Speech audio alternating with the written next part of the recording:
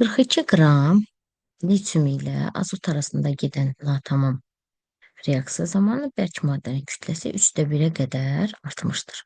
Demək 42 imiş və o 1/3-ə qədər artıb.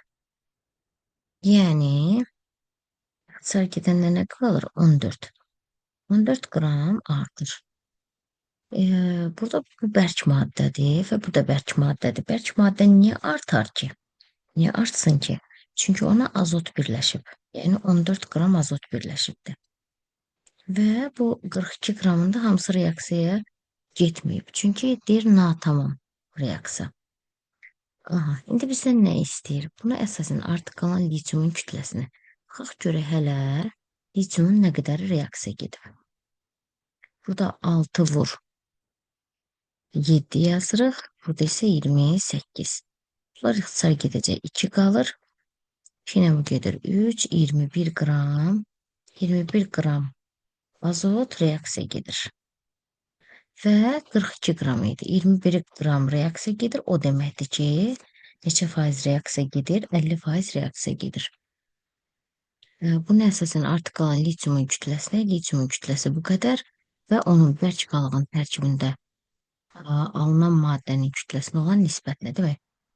Bərk qalıq deyəndə nəzərdə tuturuq nəyi? Burada lityum 3N tapırıq. 2 vur.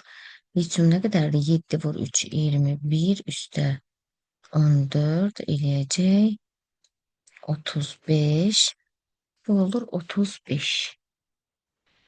Və burada tapaq görək bizim lityum 3N nə qədər alınır. Tənasübümüzü quraq və tapaq. Buradan bu x-i hesablayaq. Deməli, x bərabərdir. Burada eləyəcək. Bunlar ixtisar gedir 2. 2'lər də gedəndə qalır 35. 35 qram lityum 3N alınır və 21 qram azot artıq qalır. Bunların nisbətini istəyir bizdən. Yəni 21'in azotun 21'in 35'e nisbəti. Buradan da ixtisar eləyəndə 7'ye qalır 3'ün 5'e nisbəti. Cavab olur bu.